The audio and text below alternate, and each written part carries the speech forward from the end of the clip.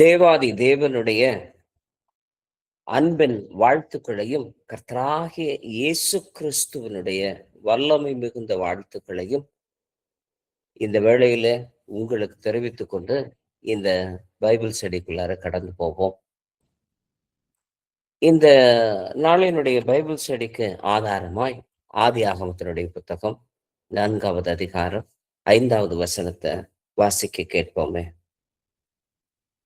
காயினையும் அவன் காணிக்கையையும் அவர் அங்கீகரிக்கவில்லை.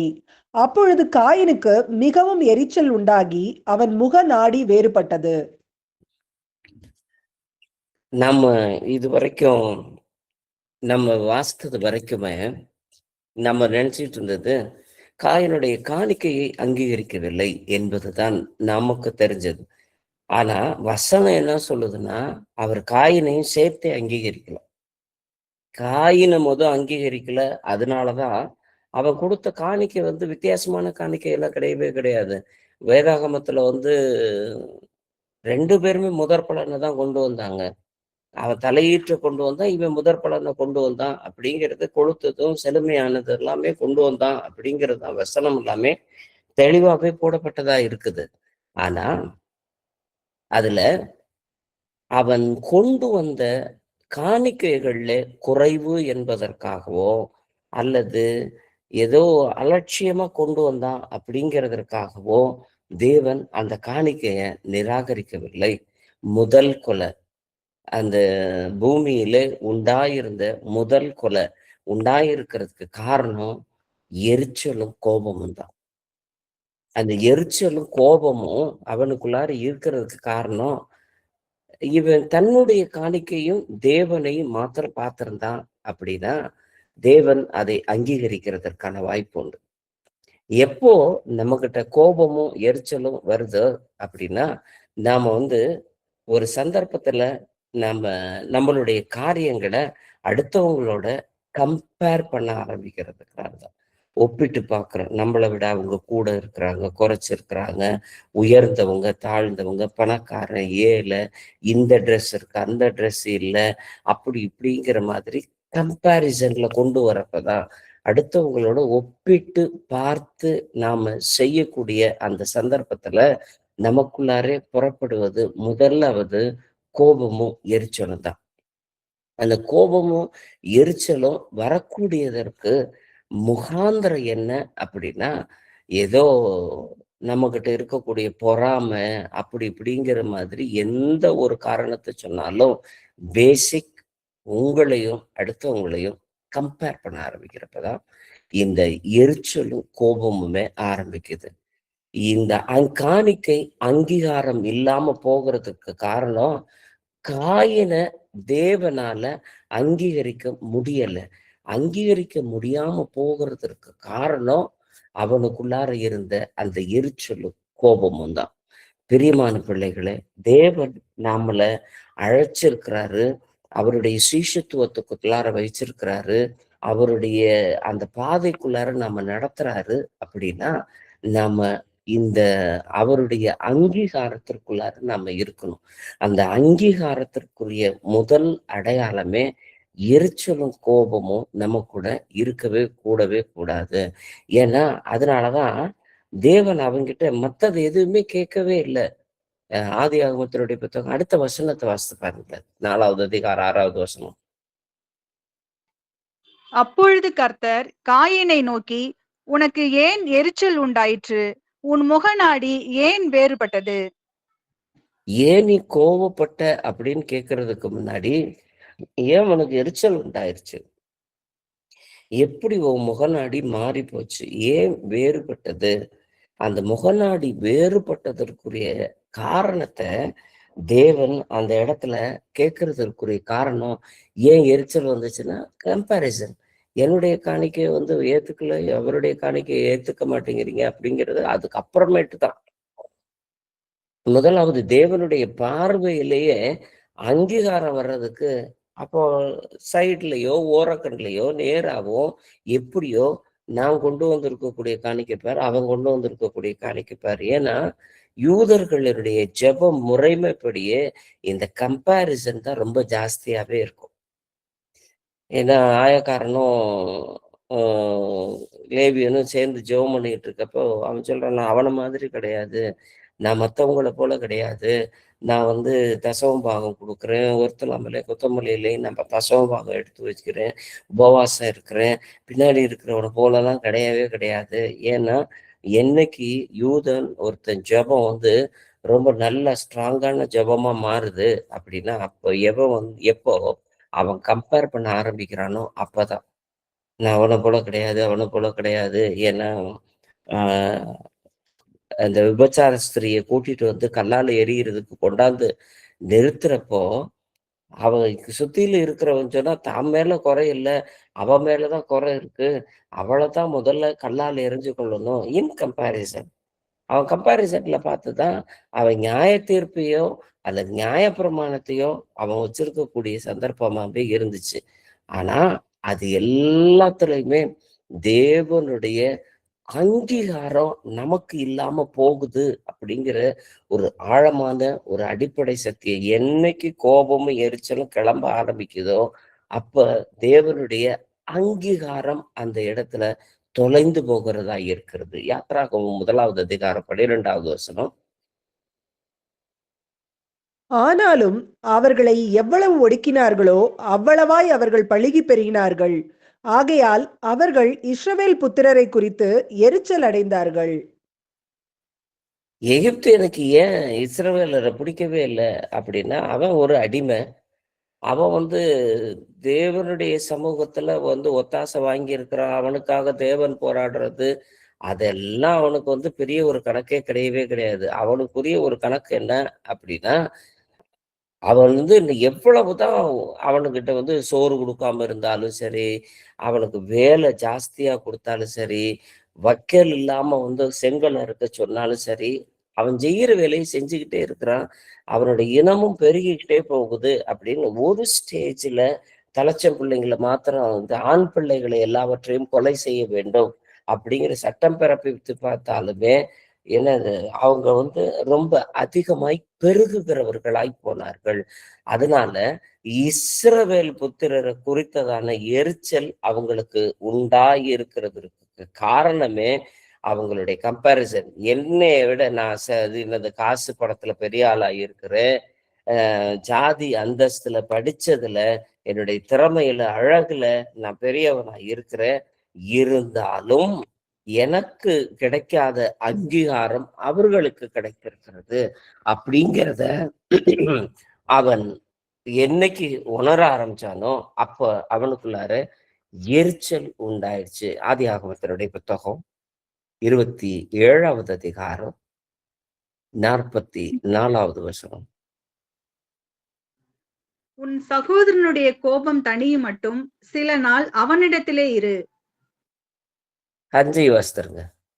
உன் சகோதரன் உன் மேல் வைத்த கோபம் தணிந்து நீ அவனுக்கு செய்ததை அவன் மறந்த பின் நான் ஆள் அனுப்பி அவ்விடத்திலிருந்து உன்னை அழைப்பிப்பேன். நான் ஒரே நாளில் உங்கள் இருவரையும் ஏன் இழக்க வேண்டும் என்றாள். ஏன்னா இவனுக்கு வந்து ரொம்ப அதிகமா தன்னுடைய சகோதரன் மேல ரொம்ப அதிகமான ஒரு எரிச்சலும் கோபமும் ஏசாவுக்கு வர்றதுக்குரிய காரணம், நாம போய் வெளியில அவ்வளவு வேலை செஞ்சுட்டு வரோம், வனசஞ்சாரியா நாம இருக்கிறோம், தகப்பனுக்கு வேணுங்கிற எல்லா வேட்டக்கறிகளை எல்லாத்தையுமே கொண்டாந்து கொடுக்குறோம், அப்படியெல்லாம் இருந்தோம். ஆனா இவன் வீட்டுக்குள்ளாரே இருக்கிறான், அம்மா கூட மட்டும்தான் இருக்கிறான், சமையல் அறையில தான் இருக்கிறான். இப்படியெல்லாம் இருந்தும் இவனுக்கு வரக்கூடிய ஆசீர்வாதம் என்னை விட அதிகமாய் இருக்கிறது அப்படின்னு சொல்லிட்டு அவன் மேல ஒரு எரிச்சலும் கோபமும் வர்றதுனால அவன் தேவனுடைய அங்கீகாரத்திலிருந்தே தப்பி போயிட்டான். அதனாலதான் சேஷ்டபுத்திர பாகம் அவனுக்கு கிடைக்க போகிற ஒரு சந்தர்ப்பத்திலையுமே அது எத்தனாக ஏமாத்துக்காரனாக மாறு வேஷத்துல போய் வீட்டுல இருக்கக்கூடிய கறியை சமைச்சு கொடுத்து ஏமாத்து வழியில வாங்கினாலும் தேவன் அங்கீகாரம் அழிக்காத ஒருத்தனுக்கு அந்த இடத்துல அந்த சேஷ்டபுத்திர பாகம் கூட கிடைக்காம போயிடுச்சு. அந்த சேஷ்டபுத்திர பாகம் கிடைக்காம போனதற்கு யாக்கோபு ஏமாத்தினா அப்படிங்கிற அந்த முகாந்திரத்தை காட்டிலும் இவனுக்குள்ளார இருந்த எரிச்சலும் கோபமும் எந்த நாளையிலையும் இருந்துகிட்டு இருந்ததுனாலதான் அந்த அங்கீகாரத்தைய அவன் இழந்தவனா போனான். இதே யாக்கோபுக்கு தன்னுடைய அண்ணன்ட்ட இருந்து கோபம் வாங்கினாலும், கவனிச்சுக்கங்க, பல சமயங்கள்ல நம்மளுடைய கோபங்கள் எல்லாமே, ஏன்னா நம்ம இந்த ஆராதனைக்குள்ளார கடந்து போகிறவர்களா இருந்தாலும் சரி, நம்ம ஞாயிற்றுக்கிழமைகள்ல ஒரு சபை கூடுகையா நம்ம வந்து இருக்கிறப்போ, நம்மள மாதிரி ஒரு பரிசுத்த கூட்டம் யாருமே இல்லைங்கிறது எல்லாராலையும் அங்கீகரிக்கப்பட்ட ஒண்ணா இருக்கும். அந்த பரிசுத்த கூட்டத்துக்கு வந்து என்னது, நான் பல சமயங்கள்ல சொல்லுவேன், இவங்க ரெக்க முளைக்காத சம்மணசு மாதிரி தான் இருப்பாங்க. அவ்வளவு சம்மணசு மாதிரி இருப்பாங்க. ஆனா வீட்டுக்குள்ளார போய் பார்க்கிறப்ப, தங்களுடைய சொந்த வேலைகள்ல பார்க்கிறப்பதான் அவர்களுடைய காரியங்கள் எவ்வளவு தூரத்துல இருக்குது அப்படிங்கிறத தேவன் அவைகள் எல்லாவற்றையும் பார்க்கிறவராய் இருக்கிறார். அந்த தப்பிதத்துல அந்த தப்பிதத்துல இருந்து நம்மளை தப்புவிக்க வேண்டுமா? ஏன்னா சொந்த குற்றத்தை நாம பாராம அடுத்தவங்களுடைய குற்றத்தை மட்டும் பார்க்கிறவர்களாய் நாம் இருக்கிற பொழுது மாத்திரம், ஏன்னா உன்னுடைய சொந்த கண்ணுல இருக்கக்கூடிய உத்தரத்தை எடுக்காம அடுத்தவங்க கண்ணுல இருக்கக்கூடிய துரும்ப எடுக்கிறதும், நம்மை நாமே நிதானித்து அறியாம அடுத்தவங்களை வந்து குறை கண்டுபிடிக்கக்கூடிய விதத்திலையுமே நம்மளுடைய எண்ணங்கள், செயல்பாடுகள் இது எல்லாமே இருக்கும் பட்சத்துல நாம் இழப்பது உறவுகளை அல்ல, தேவனுடைய அங்கீகாரத்தை. ஏன்னா பல சமயங்கள்ல நம்மளுடைய கோபம் கரெக்டான கோபம், நான் கரெக்டா தான் பட்டுக்கிட்டு இருக்கிறேன், கரெக்டா தான் இது எல்லாத்தையும் எடுத்து சொல்றேன், இதுக்கெல்லாம் கோபப்படாம என்ன செய்யறது அப்படிங்கிற மாதிரி கோபத்தை நாம காட்டுகிறவர்களாய் இருக்கிறோம். இதுல ஆதியாகமத்தினுடைய புத்தகம் 31:36 வாசிப்போம். அப்பொழுது யாக்கோபுக்கு கோபம் எழும்பி லாபானோடே வாக்குவாதம் பண்ணி, நீர் என்னை இவ்வளவு உக்கிரமாய் தொடர்ந்து வரும்படிக்கு நான் செய்த தப்பிதம் என்ன? நான் செய்த துரோகம் என்ன? அவன் சொல்றான், நீ என்னுடைய தட்டுமுட்டு ஜாமான்களை எல்லாத்தையுமே இப்படி புரட்டி போட்ட மாதிரி தடவி பார்த்து எல்லாத்தையுமே பாக்குறியே, இந்த ஏதாச்சும் உன்னுடைய பொருள் இருக்குதா? ஏதாச்சும் இருந்தா கொண்டு வந்து போடு. லாபான் தேடிட்டு வந்த பொருள் இந்த தட்டுமுட்டு ஜாமான்களோ வேற விலை உயர்ந்த பொருள்களோ இல்ல, அவன் வைத்திருந்த கூடிய தெய்வ சிலைகள். லாபான் வச்சிருந்த அந்த விக்கிரகங்களை எல்லாத்தையுமே தேடிதான் அவன் வந்தான். ஆனா அந்த விக்கிரகங்களை எடுத்துட்டு வந்தது ரேச்சல் தான் எடுத்துட்டு வந்தா. அந்த ராக்கேல எடுத்துட்டு வந்தப்போ அவளுக்கு வச்சிருந்து அதை எல்லாத்தையும் மறைச்சு, அது அந்த இடத்துல இருந்து வெளியே தெரியாம, இது பெண்களுடைய வழிபாட்டுல நான் இருக்கிறேன் அப்படின்னு சொல்லி சேனத்தை போட்டு மூடி அதுக்கு மேல உட்கார்ந்து தந்தைய ஏமாத்திட்டான். ஆனா யாக்கோபுக்கு இந்த விஷயத்தை சுத்தமா அறியாமலேயே இவன் என்ன சொல்றான், இவனுக்கு கோபம் துள்ளிக்கிட்டு வருது. அவ்வளவு கோபம் வரக்கூடியதா இருக்கு. என்னத்தை நீ வந்து வாக்குவாதம் பண்றான். பட் ஆக்சுவலா நடந்த தப்பு யாருக்கிட்ட இருக்குது அப்படின்னா யாக்கோபு கிட்ட தான் இருக்குது. யாக்கோபு கிட்ட இருக்கக்கூடிய அந்த தப்பிதத்துக்கு தான் லாபான் வந்து தேடி எல்லாத்தையும் கண்டுபிடிக்கிறதுக்கு வரான்.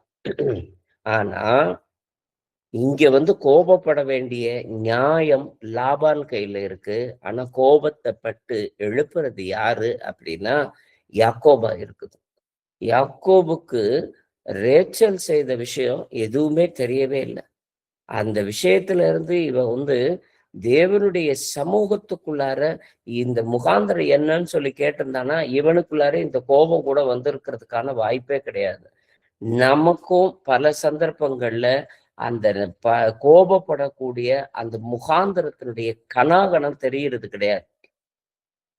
ஆனா நாம கோபத்துல வார்த்தைகளை வந்து பேசுறது, நம்ம அடுத்தவங்களை வந்து வாக்குவாதத்தோடு கூட பேசுறது, அப்படி கேள்வி கேட்டேன், நாக்கப்படுங்கிற மாதிரி ஒரு 4 கேள்வி கேட்டேன், அப்படி இப்படிங்கிற மாதிரி நாம வந்து காலரை தூக்கி கொள்ளக்கூடிய விதத்துல நம்மளுடைய கோபம் பல சமயங்கள்ல நியாயப்படுத்தப்பட்டதாய் இருக்கிறது. அது நீங்க நல்ல காரியத்துக்கு கோவப்படுங்க, நல்லா இல்லாத காரியத்துக்கு கோவப்படுங்க. அவன் நல்லா இருக்கணுன்றதுக்காக தான் கோவப்படுறேன். அப்படி இப்படின்னு சொல்லிட்டு நம்ம பல சமயங்கள்ல அந்த கோபத்தினுடைய உக்கிரத்தை காட்டக்கூடிய அந்த சந்தர்ப்பம். ஏன்னா நான் ஏற்கனவே உங்களோடு கூட பகிர்ந்திருக்கிறேன். நாம பேசக்கூடிய அந்த கோபத்துல பயன்படுத்தக்கூடிய வார்த்தைகளுடைய அந்த கணம் நமக்கு தெரிஞ்சுதான் பயன்படுத்தணும். ஆத்திரக்காரனுக்கு அப்படிங்கிறது உலகத்தினுடைய பழமொழியின்படி புத்தி மட்டு அப்படின்னு தான் சொல்லியிருக்கு. ஏன்னா எதையும் யோசித்து பேச போறது கிடையாது. அந்த ஆத்திரமும் கோபமும் எரிச்சலும் வந்துருச்சு அப்படின்னா அந்த பயன்படுத்தக்கூடிய வார்த்தைகள் எல்லாமே நம்மளுடைய நிதானத்துல இருந்து, நம்மளுடைய தரத்துல இருந்து தாழ்ந்து நம்மகிட்ட இருந்து புறப்பட்டு வரக்கூடியதா தான் இருக்குது. ஆனா அதற்குரிய பிரதிபலனை அனுபவிக்க போகிறது யாருன்னா நானா தான் இருப்பேன். அந்த வார்த்தையினுடைய அந்த கனாகனத்தினுடைய பலனை எல்லாத்தையும் அனுபவிக்கிறது யாரு அப்படின்னா நானா தான் இருப்பேன். ஆதியாகமத்தினுடைய புத்தகம் 27வது அதிகாரம் 46வது வசனத்தை வாசிப்போம். பின்பு ரெபேக்காள் ஈசாக்கை நோக்கி, ஏத்தின் குமாரத்திகள் நிமித்தம் என் உயிர் எனக்கு வெறுப்பாயிருக்கிறது. இந்த தேசத்து பெண்களாகிய ஏத்தின் குமாரத்திகளில் யாக்கோபு ஒரு பெண்ணை கொல்வானானால் என் உயிர் இருந்து ஆவதென்ன என்றாள். ரெபேக்காவுக்கு இருக்கக்கூடிய கோபம் தன்னுடைய ஏசா மக இந்த ஊர்ல ஏத்தின் குமாரனை, அதாவது புறஜாதி பெண்ணை கல்யாணம் பண்றதுக்குன்னு அவன் தயாரா இருக்கிறான். ஏன்னா தாய் தகப்பனுக்கு தனக்கு சேஷபுத்திர பாகத்தை கொடுக்கல அப்படின்னா அவர்களை எப்படி எரிச்சல் மூட்டுறது அப்படின்னா, புறஜாதி பெண்ணை கல்யாணம் பண்ணிக்கிட்டா அவங்களை எரிச்சல் மூட்டுறதுக்கான வாய்ப்பு இருக்குன்னு சொல்லிட்டு அவன் முடிவு பண்ணி அந்த வேலையை செய்ய ஆரம்பிக்கிறான். ஆனா இவனுக்கு ஈசாக்குக்கு தன்னுடைய இனத்தால், தன்னுடைய சொந்த ஜனத்துல இருந்து மாத்திரம்தான், யூத மார்க்கத்துல இருந்து, இஸ்ரவேல் ஜனங்களுடைய மார்க்கத்துல இருந்து மாத்திரம்தான் அவள் அந்த பெண்ணை கொல்ல வேண்டும் அப்படிங்கிறது அவளுடைய எண்ணம். இதை மட்டும் ஸ்ட்ரைட்டா பேசினா போதும். நீ போய் மாமன் வீட்டுல இருந்து பெண்ணை கொண்டுக்கோ, அல்லது என்னுடைய பிள்ளைக்கு ஏற்ற மணவாளனை நீங்க தேடி கண்டுபிடிச்சுக்க, ஒரு எலியேசர் நீங்க செய்யுங்க, அப்படி இப்படின்றத சொல்றதுக்கு வாய்ப்பு உண்டு. ஆனா அவ பயன்படுத்தக்கூடிய வார்த்தை எல்லாமே என் உயிர் வெறுப்பா இருக்கிறது. ஏன்னா பல சமயங்கள்ல எரிச்சலா இருக்கு, கோபமா இருக்கு. ஏண்டா உயிரோட இருக்கிறோன்னு தெரியல, செத்து போனா பரவாயில்லாம இருக்கும், இப்படிங்கிற வார்த்தைகள் எல்லாத்தையுமே பயன்படுத்தக்கூடிய சகோதரனே, சகோதரியே, நல்லா தெரிஞ்சுக்கங்க. இவள் சொன்னதுக்கு அப்புறமேட்டு இந்த ரெபேக்கான்ற பேரு அதுக்கப்புறமேட்டு பதிவுலே இல்லவே இல்லை. இவள் சொன்னதுதான் மாத்திரம். என் உயிர் இருந்து ஆவது என்ன அப்படிங்கிறதுனால தன கணவனுக்கு முன்னாடியே போயிட்டான். தன்னுடைய காரியங்களை எல்லாத்தையுமே நிறைவேற்றாம கூட போயிட்டான். அதனால தன்னுடைய தாய் இறந்ததை அவள் மறக்கக்கூடிய விதத்துலதான் அவளுக்கு ரெபேக்கா இருந்தா அப்படின்றது வசனம் தெளிவாக சொல்லுகிறது. அதனால நம்மளுடைய கோபத்தினுடைய விளைவுகள், நம்மளுடைய கனாகனம் என்ன வார்த்தைகளை பயன்படுத்துறோம் அப்படிங்கிறத நாம் நிதானிக்க வேண்டியவர்களாய் இருக்கிறோம். நியாயாதிபதிகளுடைய புத்தகம் 16வது அதிகாரம் 28ல இருந்து 30 வரைக்கும் இதையும் நாம ஏற்கனவே பார்த்திருக்கிறோம். ஏற்கனவே இருக்கக்கூடிய ஆன்லைன் பைபிள் ஸ்டடியிலே இதற்குரிய விளக்கத்தையும் சொல்லியிருக்கிறேன். ஆனா இந்த சப்ஜெக்டுக்கு நமக்கு ரிலேட்டடா இருக்கும் அப்படிங்கிறதுனால நாம் திரும்பவுமாய் சிம்சோனுக்குரிய காரியத்துல இருந்து நாம் பார்ப்போம். வாசிக்க கேட்போமே. அப்பொழுது சிம்சோன் கர்த்தரை நோக்கி கூப்பிட்டு, கர்த்தராகிய ஆண்டவரே, நான் என் 2 கண்களுக்காக ஒரே தீர்வையாய் பெலிஸ்தர் கையிலே பழிவாங்கும்படிக்கு இந்த ஒரு விசை மாத்திரம் என்னை நினைத்தருளும், தேவனே பலப்படுத்தும் என்று சொல்லி, சிம்சோன் அந்த வீட்டை தாங்கி நிற்கிற 2 நடுத்தூண்களில் ஒன்றை தன் வலது கையினாலும் மற்றொன்றை தன் இடது கையினாலும் பிடித்து கொண்டு, என் ஜீவன் பெலிஸ்தியரோடு கூட மடிய கடவது என்று சொல்லி பலமாய் சாய்க்க அந்த வீடு அதிலிருந்த பிரபுக்கள் மேலும் எல்லா ஜனங்கள் மேலும் விழுந்தது. இவ்விதமாய் அவன் உயிரோடு இருக்கையில் அவனால் கொல்லப்பட்டவர்களை பார்க்கிலும் அவன் சாகும்போது அவனால் கொல்லப்பட்டவர்கள் அதிகமாய் இருந்தார்கள். அவனுடைய சிம்சோனுக்கு வந்து இருக்கக்கூடிய பலத்தை எல்லாத்தையுமே அவனுடைய தலைமையில் சிறைக்கப்படாமல் இருக்கக்கூடியது அப்படிங்கிற அந்த ரகசியத்தை வேசிக்கிட்ட சொன்னதுக்கு அப்புறமேட்டு அந்த ரகசியத்தை தெரிஞ்ச அந்த வேசி பெலிஸ்தியர்களுடைய கூட்டத்தினுடைய கையிலே ஒப்படைக்கப்பட்ட உடனே முதல்ல அவர்கள் செய்தது அவனுடைய 2 கண்களையும் பிடுங்கினவர்களாய் இருந்தார்கள். அந்த 2 கண்ணையும் பிடுங்கினதுக்கு அப்புறமேட்டு அவனுக்கு அவனுடைய வாழ்க்கையில இருக்கக்கூடிய எல்லா நம்பிக்கையும் அற்றவனான் போறான். அந்த முடி சிரைச்சதுக்கு அப்புறமேட்டு திரும்ப வளர்றதுக்கான வாய்ப்பு அதிகமாகி உண்டு. திரும்ப இப்படி லேசா ஒரு துளி வளர்ந்ததுக்கு அப்புறமேட்டு 2 நாளுக்குள்ளார அவனுடைய முடி வளர்ந்துருது. வளர்ந்த மாத்திரத்துல அவனுக்குரிய அந்த பெலன்ல திரும்பவும் கொஞ்சம் பெலன் வந்துருது.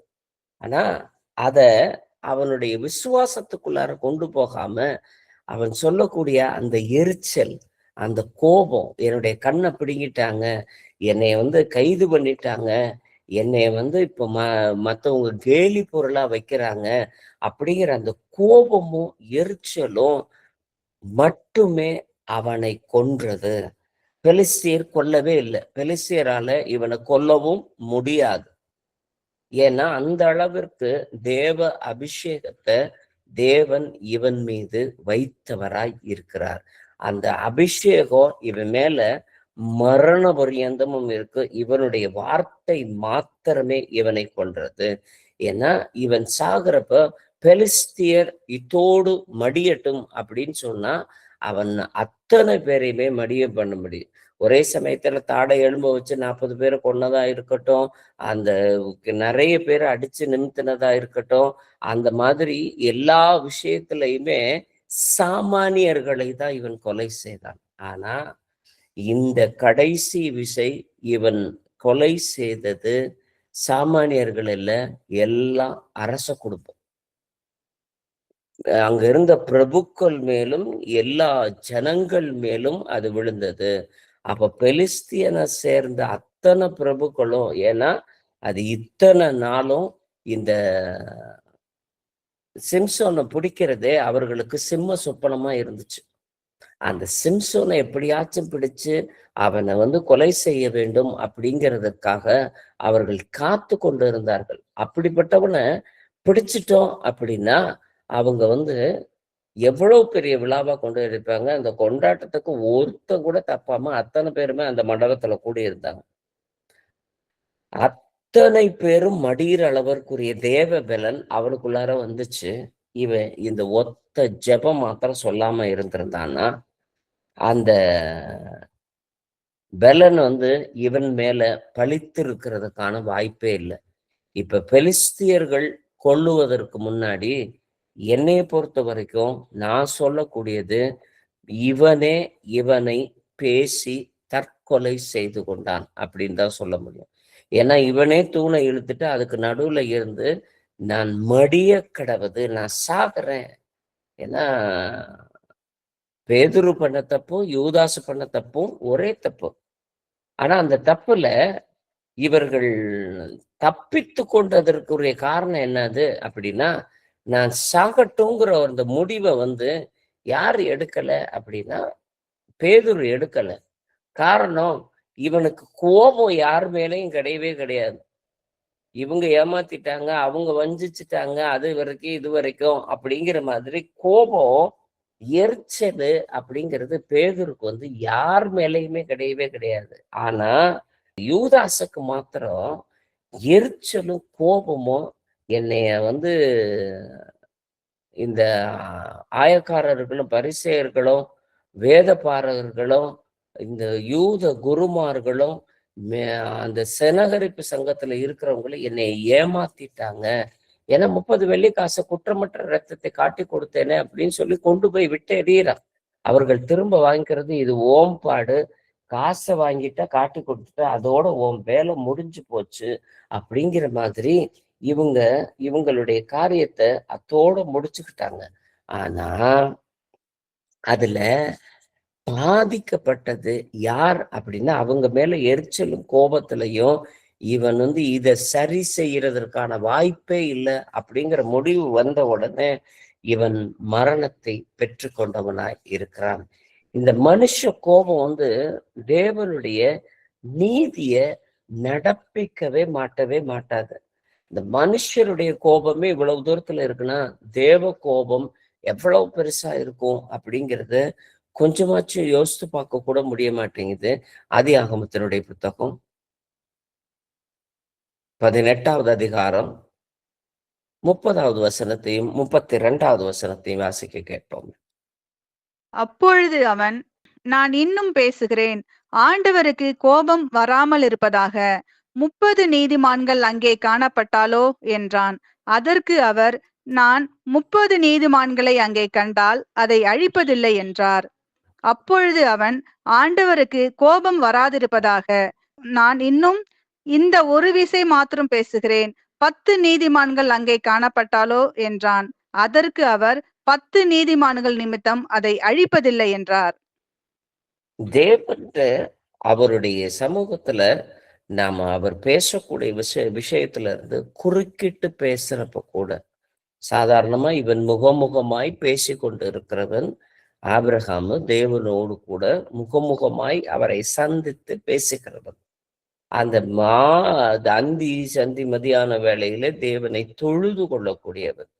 அப்படி தேவனோடு கூட ஐக்கியமாய் இருக்கிறவனே அவரை கேள்வி கேட்கறதுக்கு அவ்வளவு பயந்தவனாய், அவ்வளவு யோசித்தவனாய் சொல்ற, கோபம் மூளாதிருப்பதாக, என் மீது கோபம் படாதீங்க, நான் ஒரு விஷயம் மாத்திரம் கேட்டுக்கிறேன். இவன் கேட்கறது இவனுக்காக இல்லை, அடுத்தவனுக்குரிய ரிக்வெஸ்ட். ஆனா இன்னைக்கு துணிகரமாய் நம்மளுடைய ஜெபங்கள்ல பல சமயங்கள்ல அந்த கோபத்தோடு கூட இருக்கக்கூடிய ஜெபமா தான் அமைகிறதா இருக்கிறது. அந்த கோபம் அந்த நம்மளுடைய காரியங்களை எல்லாத்தையுமே மாற்றக்கூடியதா இருக்குது. யாத்திராகமத்தினுடைய புத்தகம் 32வது அதிகாரம் 10, 11 வாசிக்க கேட்போம். ஆகையால் என் கோபம் இவர்கள் மேல் மூளவும், நான் இவர்களை அழித்து போடவும் நீ என்னை விட்டுவிடு, உன்னை ஒரு பெரிய ஜாதியாக்குவேன் என்றார். மோசே தன் தேவனாகிய கர்த்தரை நோக்கி, கர்த்தாவே, தேவரீர் மகா பலத்தினாலும் வல்லமையுள்ள கையினாலும் எகிப்திலிருந்து புறப்பட பண்ணின உம்முடைய ஜனங்களுக்கு விரோதமாக உம்முடைய கோபம் பற்றி எரிவதென்ன? தேவனுடைய கோபத்தையே இவர் கேள்வி கேட்கிறாரு, ஏன் ஆண்டவரே இவ்வளவு தூரத்துக்கு கோவப்படுறீங்க? நீங்க இவ்வளவு தூரத்துக்குலாம் கோவப்படவே கூடாது. நீங்க ஏற்படுத்தின ஜனங்க, இந்த ஜனங்களுக்கு நீங்க தான் வழிகாட்ட வேண்டியதா இருக்கு. நீங்களே கோவப்பட்டு அழிச்சிங்கன்னா என்ன ஏது அப்படி இப்படின்னு சொல்லிட்டு தேவனுடைய கோபத்தை இவர் தாக்காற்றவராகவும் தன்னக்கற்றவராகவும் இருக்கிறாரு. ஆனா தேவனுடைய சமூகத்துல பேசுறப்ப நம்ம பல சமயங்கள்ல நம்மளுடைய அட்வைஸ், பேசுகிற என்னையுமே சேர்த்து நம்மளுடைய அட்வைஸ் கொடுக்கறது ரொம்ப நல்லா இருக்கு. கவுன்சிலிங் கொடுக்குறப்ப அப்படி செய்யணும் பிரதர், இப்படி செய்யணும் பிரதர், அதெல்லாம் இப்படி பார்த்துக்கலாம் பிரதர், நீங்களாம் இப்படிலாம் செய்யக்கூடாது பிரதர் அப்படின்னு சொல்லிட்டு நான் அதே காரியத்தை தான் நாமளே செய்யக்கூடியவர்களாய் மாறும் பொழுது தேவனுடைய சமூகத்துல இருந்து அந்த எரிச்சலும் கோபமும் நம்ம மீது கொண்டு வரக்கூடியதா இருக்குது. ஏன்னா அவர்கிட்ட போய் கோபம் கோபம் கொள்ளாதீங்கன்னு இந்த 32வது அதிகாரத்துல 10வது வசனத்திலையும் 11வது வசனத்திலையும் பேசுறாரு. ஆனா 19வது வசனத்துல இவரே பெரிய கோபப்படுறவரா இருக்கிறாரு. வாசிங்களேன் 19வது வசனம் 32வது அதிகாரம் யாத்திராகமத்தின் புத்தகம் 19வது வசனத்தை வாசிங்களேன். அவன் பாளையத்துக்கு சமீபித்து அந்த கன்று குட்டியையும் நடனத்தையும் கண்டபோது மோசே கோபம் மூண்டவனாகி தன் கையிலே இருந்த பலகைகளை மலையின் அடியிலே எரிந்து உடைத்து போட்டு, இவ கையில இருக்கக்கூடிய அந்த பலகை தேவனுடைய கற்பனை பலகை யார் கொடுத்தது அப்படின்னா தேவன் கொடுத்தது. உனக்கு எவ்வளவுதான் கோபமா இருந்தாலும் பரவாயில்ல, என்ன எரிச்சல் இருந்தாலும் பரவாயில்ல, எவ்வளோ பெரிய டென்ஷனா இருந்தாலும் பரவாயில்ல, நாம எதையாச்சும் போட்டு உடைக்கிறது தள்ளி விடுறது, பேச்சால பேசுறது, இந்த மாதிரி பழக்கங்கள்லாம் இருக்கிறவங்களுக்கு கர்த்தர் இன்னைக்கு டைரக்ட்டா பேசுறவரா இருக்கிறார். இப்படி எரிச்சலோடையும், அந்த கோபத்தோடையும், அந்த கன்னுக்குட்டிய பார்த்தோனே, இவர்களுடைய நடனத்த பார்த்தவர்களே, அவர்கள் விளையாடக்கூடியதையும் பார்த்த உடனே, அவ்வளவு கோபம், அவ்வளவு எரிச்சல். வந்த உடனே கையில வச்சிருக்கக்கூடியது தேவன் குடுத்த பொருளு, தேவன் குடுத்த பொக்கிஷம்னு கூட பார்க்கல. அத தூக்கி போட்டு உடைச்சர்றான். அத தூக்கி போட்டு உடைச்சதுக்கு அப்புறமேட்டு தான், திரும்பவும் கற்பனை பலகை வேணும் அப்படின்னு சொல்லி தேவனுடைய சமூகத்துல போனா, திரும்ப தேவன் இன்னொரு பலகை செஞ்சு அவரே வந்து அடிச்சு குடுத்துருந்துருக்கணும்ல. அப்படி செய்யல. தேவன் செய்யவே இல்ல. "நீ பலகை செஞ்சுட்டு வா, நான் வேணா எழுதி தர்றேன்ட்டாரு." அந்த ஒரிஜினலா இருக்கக்கூடிய அந்த ஒரிஜினாலிட்டி இப்ப குறைஞ்சு போச்சு. தேவனுடைய கரத்துல இருந்து வந்திருக்கக்கூடிய அந்த கற்பனை பலகையினுடைய ஒரிஜினாலிட்டி, அந்த original stone, original hand return அப்படிங்கிறது இப்ப குறைஞ்சு போயி, இவன் செஞ்ச பலகையில தேவனுடைய கையெழுத்துக்களால எழுதப்பட்டதா இருந்துச்சு. அப்போ அந்த ஒரிஜினாலிட்டியே, அந்த ரியலா இருக்கக்கூடிய தேவ சுவாபம் என்னைக்கு குறையுது அப்படின்னா, மனுஷனுடைய கோபத்தினாலதான், நம்மளுடைய கோபத்தினாலதான். பல சமயங்கள்ல தேவன் நமக்கு நேரடியாய் பேசின காரியங்கள்லாம் நிறைய இருக்கு. ஆனா அத கடும் கோபம் கொண்டு, ஏன்னா அந்த காரியங்களை எல்லாத்தையுமே நாம் மாற்றி போடுகிறவர்களாய், அந்த தேவன் கொடுத்தக்கூடிய ரியல் சுவாபத்தை அப்படியே மாத்தி நம்மளுடைய சாபத்துல இருந்து தேவன் கொடுத்த எழுத்துல இருந்து கொடுக்கிற மாதிரிதான் போகக்கூடியதாய் இருக்கிறது. என்னாகமத்தினுடைய புத்தகம் 16வது அதிகாரம் 15வது வசனத்தை வாசிக்க கேட்போம். அப்பொழுது மோசேக்கு கடும் கோபம் உண்டது.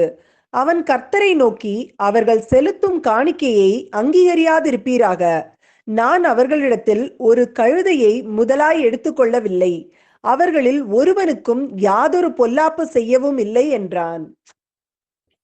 இப்ப இவங்களுக்கு ரொம்ப பெரிய கோபம். தன்னை எதிர்த்து வந்திருக்கக்கூடிய அந்த 250 அந்த ஜனங்கள் மேல அவ்வளவு கோபம். ஏன்னா அவர்கள் எதிர்த்து கேட்டுட்டாங்க. நீங்க வந்து என்னது மிஞ்சி போகிறீர்கள், அப்படி இப்படின்ற விஷயத்தை எல்லாத்தையுமே சொன்னதுக்கு அப்புறமேட்டு அந்த இடத்துல அந்த கேட்ட கேள்வியில இருந்து அவ்வளவு மிஞ்சி போயிட்டாங்க. ஏன்னா இவர்தான் சொல்றாரு தேவனுடைய சமூகத்துல பார்த்து, தயவு செய்து கோவப்படாதீங்க, இந்த ஜனங்க மேல கோபமே படாதீங்க அப்படின்னு சொல்லிட்டு சொல்ற ஆசாமியே இப்ப என்ன செய்யுது அப்படின்னா, இவர்களுடைய காணிக்கைகளை அங்கீகரிக்காதீர்கள். இப்ப தேவனுக்கு அட்வைஸ் கொடுக்க ஆரம்பிச்சது.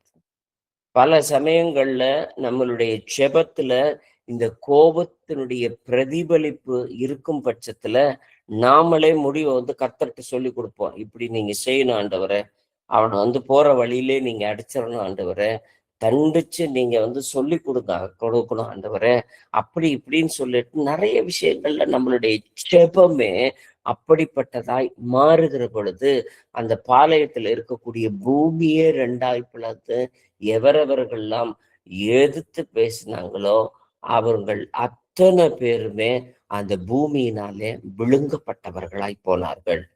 அதனால பெரியமான பிள்ளைகளை, நம்மளுடைய கோபமான வார்த்தைகள் இவங்களெல்லாம் காப்பாற்றணுன்றதுக்காக தான் தேவனுடைய சமூகத்துல போயிட்டு, உம்முடைய கோபம் பற்றி எரிகிறது என்ன, நீங்க ஏன் இப்படியெல்லாம் கோபப்படுறீங்க ஆண்டவரே, அப்படி இப்படின்லாம் சொன்ன மோசே இப்போ ஒரு கொத்து ஜனங்கள் சாகிறதற்கும் இவனுடைய ஜெபமே காரணமாய் போகிறது. தள்ளி போனாரு அப்பவே, நீ தள்ளி போயிடு, நான் இந்த ஜனங்களை அதம் பண்றேன், அழிக்கிறேன், உன்னைய நான் பெரிய ஜாதி ஆக்குறேன் அப்படிங்கிறது எல்லாத்தையுமே சொல்லி பார்த்தாரு. ஆனா தேவனுடைய சமூகத்துல இவனுடைய கோபமே, அவர்களுடைய காணிக்கைகளை அங்கீகரிக்காதீங்க, இவங்களை என்ன வேணாலும் சொல்லட்டும், ஆகான் வந்து அந்த சமயத்துல செய்த காரியத்தை எல்லாத்தையும் அவ்வளவு தூரத்துக்கு வெறுத்தவர்களாய் இருக்கிறார்கள். என்னாகமத்தினுடைய புத்தகம் 16:46 வாசிப்போங்க.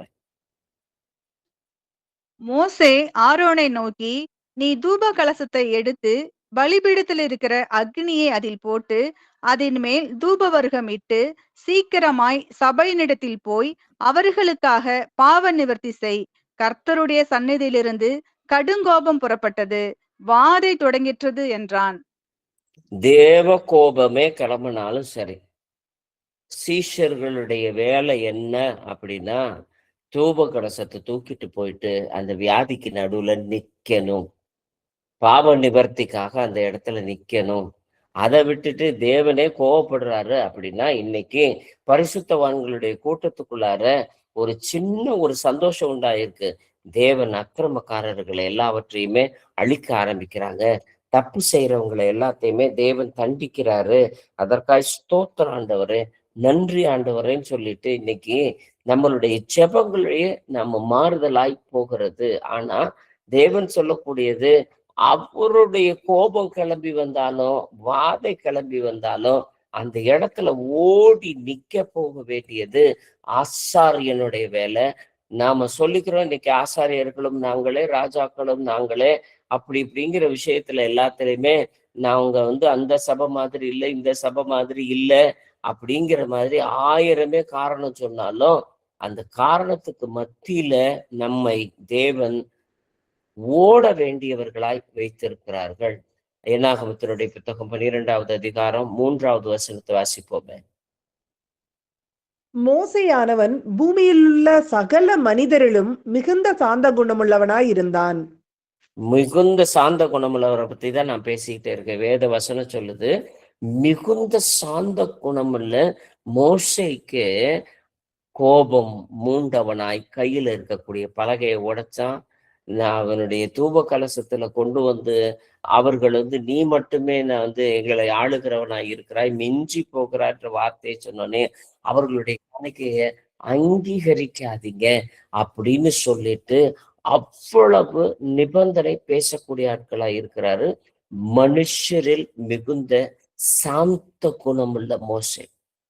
மனுஷர்களே ரொம்ப சாந்தமா இருக்கக்கூடிய மோசேக்கு இவ்வளவு பெரிய சோதனைனா, உங்களுக்கும் எனக்கும் எவ்வளவு தூரத்துல என்பதை நம்மை நாமே நிதானிக்க வேண்டியவர்களா இருக்கிறோம். ஏன்னா ஜனங்க எவ்வளவே எரிச்சல் படுத்தலாம். நான் என்ன பிரதர் செய்யறது, என் வீட்டுக்கார் சரியில்லை, என் பிள்ளை சரியில்லை, என்னுடைய சொந்தக்காரவங்க சரியில்லை, மாமியார் சரியில்லை, நாத்தனார் சரியில்லை, என்னுடைய சொந்தக்காரவங்க சரியில்லை, எய்த்த வீட்டுக்காரன் சரியில்லை, பக்கத்து வீட்டுக்காரன் சரியில்லை, யார வேணாலும் நம்ம காரணம் சொல்லுவோம். நான் எவ்வளவுதான் பல்ல கடிச்சுக்கிட்டு இருந்தாலும் அவர்கள் என்னைய வலிக்க வம்பிழுக்கிறாங்க அப்படின்னா, தேவன் சொல்லக்கூடிய ஒரே ஒரு உதாரணம் சங்கீதத்தினுடைய புத்தகம் 106வது அதிகாரம் 32வது வசனம். மேரிபாவின் தண்ணீர்களிடத்திலும் அவருக்கு கடுங்கோபம் ஊட்டினார்கள், அவர்கள் நிமித்தம் மோசேக்கும் பொல்லாப்பு வந்தது. தண்ணீரை போய் அவர்கள் மேரிபாவில் தண்ணி இல்லை தண்ணி இல்லை தண்ணி இல்லைன்னு சொல்லி தேவனுடைய சமூகத்துல முறுமுறுக்க ஆரம்பிச்சாங்க. மோசே கிட்ட போய் அவ்வளவு வாக்குவாதமும் வாதாடுறதும் அவங்களுக்கு எல்லாரும் இருந்துச்சு. ஆனா அவங்க எவ்வளவுதான் டென்ஷன் ஆக்கினாலும் சரி, நம்மளை சுத்தி இருக்கக்கூடிய ஆட்கள், நானும் எவ்வளவு நேரம் தான் பொறுமையா இருக்கிறது பிரதர், ஏதோ ஒரு வார்த்தை பேசலாம், 2 வார்த்தை பேசலாம், இவ்வளவு நீளமா வார்த்தை பேசினதுனால நானும் பொங்கி எழுந்துட்டேன், நானும் கோபம் அடைஞ்சிட்டேன், என்னுடைய கோபத்தினால எல்லாத்தையுமே கொப்பளிச்சு துப்பிட்டேன் அப்படிங்கிற மாதிரி நம்மளுடைய கோபம் கொப்பளிக்கிற நேரத்துல கோபப்படுத்தினது ஜனங்க. நல்லா தெரிஞ்சுக்கங்க. இந்த வசனத்தை வாசிக்கிறப்போ மேரிபாவின் தண்ணீர்கள் எடுத்து அவர்களுக்கு கோபம் மூட்டினார்கள். கோபத்தை மூட்டினது ஜனங்க. பொல்லாப்பு வர வேண்டியது ஜனங்க மேல. ஆனா பொல்லாப்பு வந்தது மோசேக்கு. ஏன்னா இவனை போய் பேசுன்னு சொன்னத இவன் போய் அடிக்கக்கூடியவனாய் இருந்தான்.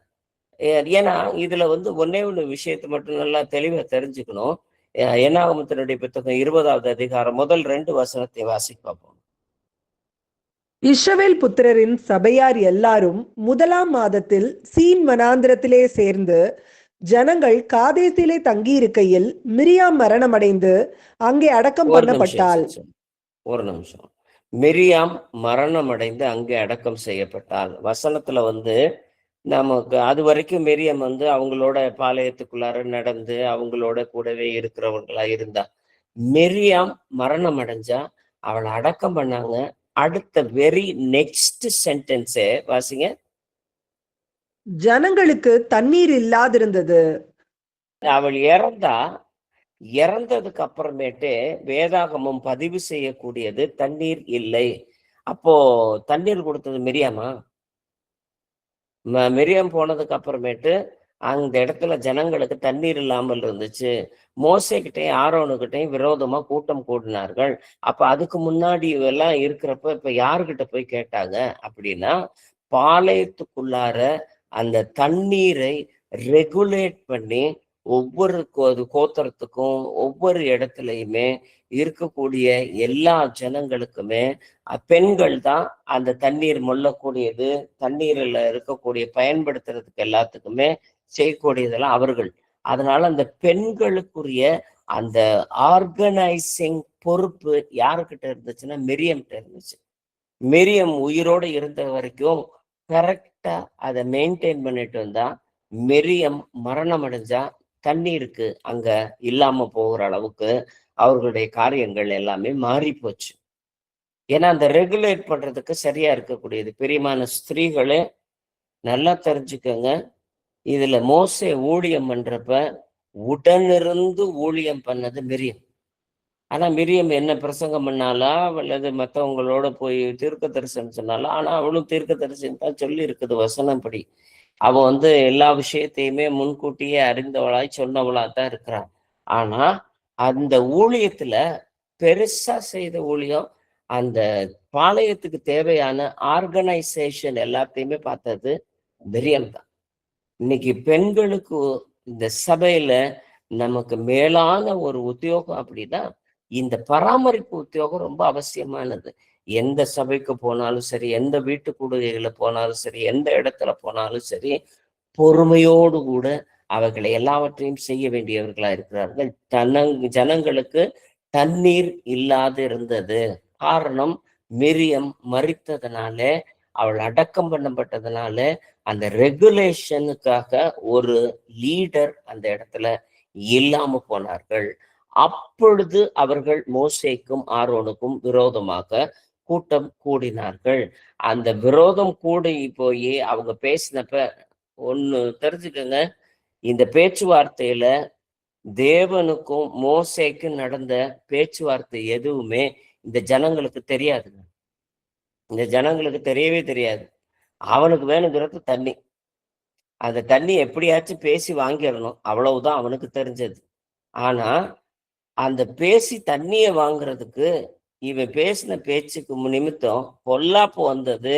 அந்த பாறையை அடிச்சதுனால தேவனுடைய சமூகத்துல இருந்து கானான் தேசத்தை பார்க்க முடியாத அளவுக்கு இவன் புறம்பே தள்ளப்படுறதுக்கு ஒரே ஒரு காரணம், இவன் அவங்க மேல கோவப்பட்டதுனால. அவ்வளவு கோவப்பட்டதுனால. பிரியமான பிள்ளைகளே, நீங்க கோவப்படுறதுனால அடுத்தவங்க தெரிந்திட போறது கிடையவே கிடையாது. உங்க பிள்ளையா இருந்தாலும் சரி, உங்களுடைய கணவனா இருந்தாலும் சரி, புருஷர்களுக்கு அவர்களுடைய மனைவியா இருந்தாலும் சரி, அவர்களுடைய உறவினர்களா இருந்தாலும் சரி, கோபப்பட்டு உச்ச ஸ்தாயில நாம கத்தி பேசுறதுனாலயோ அல்லது கோபப்பட்டு நம்மளுடைய காரியத்தை ஸ்டாண்ட் பண்ற மாதிரி நியாயமா கேள்வி கேட்கறதுனாலயோ உங்களுடைய காரியங்கள் ஜெயமாய் எண்ணப்படுவதற்கான வாய்ப்பே கிடையவே கிடையாது. அவர்கள் முறையிட்டார்கள், தேவன் கோபம் ஊட்டினார்கள், அவன் திரும்ப பாளையத்துக்கு போயிட்டான்.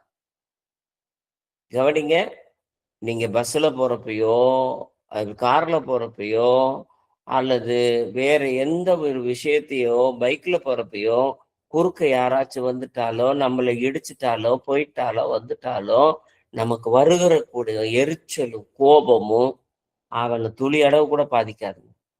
ஏன்னா கண்ணாடி ஏத்திட்டு காருக்குள்ளார் நான் திட்டுனேன்னா அவனுக்கு என்ன தெரிய போகுது? என்னுடைய எரிச்சலும் கோபமும் போறாம்பார் வராம்பாருன்ற மாதிரி நான் திட்டிட்டு போனேன்னா திட்டிட்டு போயிட்டே இருக்க வேண்டியதுதான். அவனை எந்த ஒரு விதத்திலையும் பாதிக்கவே பாதிக்காது. கோவப்பட்டதுனால என் பிபி ரைஸ் ஆனதுதான் மிச்சம். பொல்லாப்பு யாருக்கு வரும் அப்படின்னா, யார் கோபப்படுகிறார்களோ அவர்களுக்கு பொல்லாப்பு வரும். வேதம் சங்கீதம் 106:32 அவ்வளவு அழகாய் சொல்லுகிறது.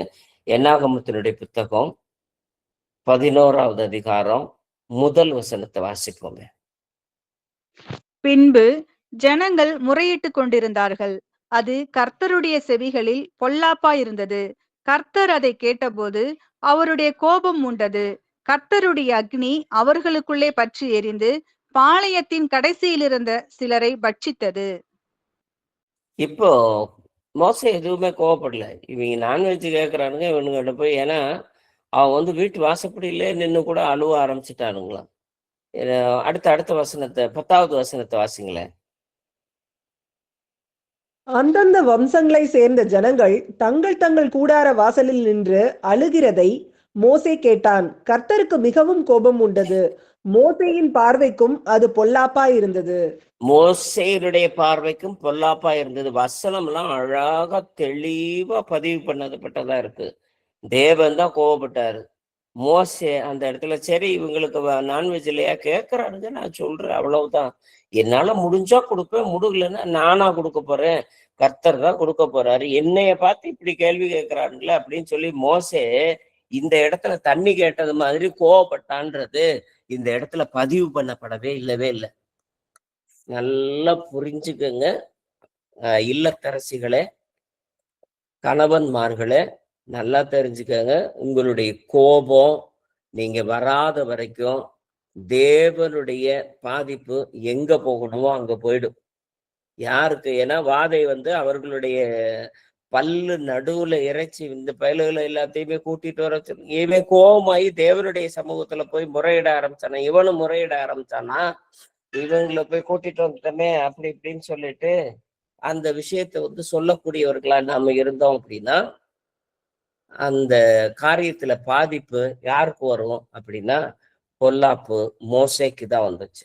ஆனா இந்த தடவை மோசே பெரிய லெவல்ல கோபமே பட்டதாவே இல்லை. தேவனுடைய பார்வைக்கு அது கோபம் உண்டதா இருந்துச்சு.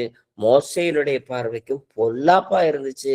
இது தப்பு தான், இருந்தாலும் கேட்குறாங்க, நம்ம என்ன செய்யறது அப்படிங்கிறதோட நிறுத்திட்டான் மோசே. நாம பல சமயங்கள்ல பொங்கி எழக்கூடிய விதத்துல இருக்கக்கூடியதுக்கு காரணம், நாம அந்த விஷயத்த என்னமோ நம்ம சொந்த காரியமா மாதிரி நாம தான் எல்லாத்தையும் முடிச்சு வைக்கிற மாதிரி நாம வந்து தேவனுடைய சமூகத்துல நாம தெரியப்படுத்துறோம். தேவ கோபத்துக்கு ஆளாகிறது யாருன்னா, கோவப்படுறவன் தான் முதல்ல ஆளாகிறது. அந்த கோபத்துல நியாயம் இருக்குதோ நியாயம் இல்லையோ, ஏன்னா மோசப்பட்ட கோபத்துல வந்து நியாயம் இருந்துச்சு. இவன் கேட்டுக்கிட்டே இருக்கிறான், நான் என்ன செய்யறது? போய் இத்தனை பேருக்கு ஜனங்களுக்கு நடுவுல நான் போய் பேசி தண்ணி வராம போச்சு அப்படின்னா அது எனக்குள்ள அவமரியாதை. உங்களை எல்லாம் நிறைய பேர் கெட்ட பேரா சொல்லுவானுங்க.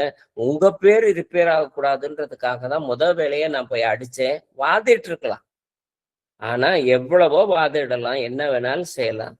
நான் வேற யாருக்காகவும் போடுறேன்னா குடும்பம் நல்லா இருக்கணும்ன்றதுக்காக தானே நான் வந்து சண்டை போடுறேன். எலக்ட்ரிசிட்டி பில்லு குறைவா இருக்கணும்ன்றதுக்காக தானே நான் வந்து இவ்வளவு தூரத்துக்கு சொல்றேன். எவன் லைட்டு போட்டது, யார் ஃபேனை போட்டது, இது ஏன் இங்க இருக்கு, அது ஏன் அங்க இருக்குது, வச்ச இடத்துல இருக்கிற மாதிரி இருக்கும், எல்லாம் அப்படி இப்படி போட்டது மாதிரியே இருக்குது. அப்படி இப்படின்னு பார்க்கிற நேரம் எல்லாமே நாம வந்து நம்மளுடைய கோபத்தினுடைய வெளிப்பாடுகள் மாத்திரமே தான் இருந்தது. ஆனா அந்த கோபத்துல நல்லா ஏற்கனவே நான் சொன்னேன், யாக்கோபினுடைய கோபத்துக்கு முகாந்திரம் யாக்கோபு மேலதான் கோபம் லாபான் பட்டிருக்கணும். ஆனா இவர் கோபப்படக்கூடியவரா இருக்கிறாரு. அதே மாதிரி பிலேயாமுக்கு அவன் கூட்டிட்டு போன கழுதை மேல 22வது அதிகாரம் என்னாகமத்தினுடைய புத்தகம் 22வது அதிகாரம் 22வது வசனமும் 27வது வசனத்தையும் வாசிங்க. அவன் போகிறதுனாலே தேவனுக்கு கோபம் உண்டது. கர்த்தருடைய தூதனானவர் வழியிலே அவனுக்கு எதிராளியாக நின்றார். அவன் தன் கழுதையின் மேல் ஏறி போனான். அவன் வேலைக்காரர் 2 பேரும் அவனோட இருந்தார்கள். கழுதை கர்த்தருடைய தூதனை கண்டு பிலேயாமின் கீழ் படுத்து கொண்டது. பிலேயாம் கோபம் மூண்டவனாகி கழுதையை தடியினால் அடித்தான். இப்போ பிலேயாமுக்கு கோபம் யார் மேல கோவம்னா கழுதை மேல கோவம். கழுதை ஒழுங்கா போக மாட்டேங்குது, கழுதை ஒழுங்கா சரியா இழுக்க மாட்டேங்குது. கழுத மேல உட்கார்ந்துருக்க மேல தேவ கோபம் இருக்குங்கிறது அந்த கழுத மேல இருக்கிறவனுக்கு தெரியல. ஆனா கழுத மேலதான் கோபம் இவனுக்கு ரொம்ப ஜாஸ்தியா இருக்குது. ஏன்னா இவன் நினைச்சுக்கிட்டு இருக்கான், நான் கர்த்தர்ட்ட ஜெபம் பண்ணிட்டேன், 2வது தடவை கேட்டப்ப போன்னு சொல்லிட்டாரு, அதனால நான் போறேன்னு சொல்லிட்டு போன்னு சொன்ன கர்த்தருக்கு அவன் போகிறதுனாலே கோபம் மூண்டது அப்படிங்கிறது ஒரு தீர்க்கதரிசிக்கு கண்டுபிடிக்க முடியல. கழுத கண்டுபிடிச்சிருச்சு. அந்த கழுத கண்டுபிடிச்சதுக்கு அப்புறமேட்டு ஒதுங்கி போகுது, உரசி போகுது, உட்கார்ந்துருது கடைசியா. கடைசியா உட்கார்ந்ததுக்கு அப்புறமேட்டு அந்த கழுதையை பேச வைக்கிற அளவுக்கு இவனுடைய கோபம் ரொம்ப அதிகமா போச்சு. அடிக்கிறான், என் கையில மட்டும் கத்தி இருந்துச்சுன்னா கொன்னு போட்டுருவேன்றான். அந்த வார்த்தைகள் பயன்படுத்தக்கூடியது எல்லாமே பிழையாம அவனுடைய கோபத்துல பயன்படுத்தக்கூடிய வார்த்தைகளுடைய அந்த அளவுகள் எல்லாத்தையும் பார்த்தீங்க அப்படின்னா, ஆக்சுவலான கோபம் இவன் மேலதான் தேவ கோபம் இருக்குது. ஆனா இவன் கழுத மேல கோவப்படுறான். இதே மாதிரி மாதிரி இன்னைக்கு பல சமயங்கள்ல நம்மளுடைய கோபம் கிளைமேட் மேல இருக்கும். என்ன இது வெயில் அடிக்குது, என்ன இது பனி அடிக்குது, என்ன இது மழை பெய்யுது, ஒரே எரிச்சலா இருக்குது. இப்படித்தான் நம்மளுடைய கோபம். ஆனா அந்தந்த அதன் காலத்துல அதன் காரியங்களை நேர்த்தியாய் செய்து முடிக்கக்கூடிய கர்த்தர் தான். பனி அடிச்சாதுன்னா சொட்டரை போட்டுக்கோ, வெயில் அடிச்சுதுன்னா கொடை பிடிச்சுக்கோ, மழை பெஞ்சா நீ ஒதுங்கி நின்னுக்க, இப்படிங்கிற மாதிரி விஷயத்த கர்த்தர் கொடுக்குறாரு. அதனால நாம பாத்துக்கிறோம் அப்படிங்கிற மாதிரி நாம நம்மளுடைய காரியத்துல நிதானமாய் இருக்க பழகிட்டோம்னா நாம கண்ட கழுதைய நாம அடிக்க மாட்டோம். நம்ம கழுதை அடிக்கிறப்போ அவன் நினைச்சுக்கிட்டான், நமக்கு வேலை செய்ய வேண்டிய இந்த காரியங்களை செய்ய வேண்டிய இந்த கழுதை இப்ப நமக்கு மக்கர் பண்ணுது அப்படின்னு சொல்லிட்டு அதை அடிச்சு உதைச்சாச்சும் இவனுடைய வேகத்துக்கு துரிதமா போய் வீடு நிறைய பொண்ணும் வெள்ளியும் அந்த நாடு நிறைய இருக்கக்கூடிய இவனுக்குரிய அங்கீகாரத்தையும் அவன் பார்க்க வேண்டும் அப்படிங்கிறத இவன் விரும்புறான். ஆனா இவனுக்கு மேல தேவ கோபமும் இருந்துச்சு. கடைசியா இவன் அழைச்ச பாலாக்கு இவன் மேல கோவப்படுவாங்கிறது இவனுக்கு தெரியாம போயிடுச்சு. கவனிங்க, பல சமயங்கள்ல நாம ஒரு சில காரியத்துக்காக துரிதப்பட்டு சீக்கிரமா போய் அப்படி செஞ்சு இப்படி செஞ்சு அப்படி இப்படின்னு சொல்லிட்டு இந்த கோபப்பட்டு கிளம்பி போயிட்டு இருக்கிற சமயத்துல அங்க போகிற இடத்துல இவங்களுக்கு எதிராக கோபம் காத்திருக்குங்கிறத தெரியாம பல சமயங்கள்ல நாம கூட இருக்கிறவங்கள்ட்ட கோபப்படுகிறவர்களாய் இருப்போம். பெரியமான பிள்ளைகளே, கோபம் வேற யாரையும் பாதிக்காது, உங்களை தான் பாதிக்கும். நீங்க படுற கோபத்துக்கு முன்னாடி யார் கோபம் இருக்குங்கிறது தெரிஞ்சுக்கங்க. உங்க மேல யார் கோபம் இருக்குங்கிறது தெரிஞ்சுக்கங்க. பிலேயாமுக்கு தேவ கோபம் இருந்துச்சு. இது என்னாகமத்தினுடைய புத்தகம் 24வது அதிகாரம் 10வது வசனத்தை வாசிங்கள. அப்பொழுது பாலாக் பிலேயாமின் மேல் கோபம் உண்டவனாகி கையோடு கைத்தட்டி பிலேயாமை நோக்கி, நீ என் சத்துருக்களை சபிக்க உன்னை அழைத்தனுப்பினேன், நீயோ இந்த 3 முறையும் அவர்களை ஆசீர்வதிக்கவே ஆசீர்வதித்தாய். வசனம் பிழையாம கூப்பிட்டான்னு நோக்கி சொன்னாலும் கூட போதும். ஆனா அந்த இடத்துல கரெக்டா பதிவு பண்ணி சொல்லி இருக்குது, கை தட்டி, கையோடு கை தட்டி.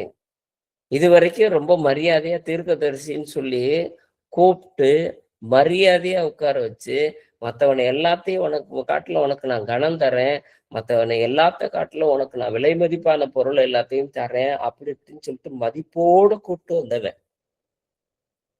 அதுக்கு ஒத்துழைக்காத கழுதையை போட்டு உதைக்கக்கூடிய அந்த சந்தர்ப்பத்துல பின்னாடி அந்த மதிப்போட கூட்டிட்டு வந்த அந்த பாலாக்க என்ன செய்வான் அப்படின்னா கையை தட்டி கூப்பிடுவான்.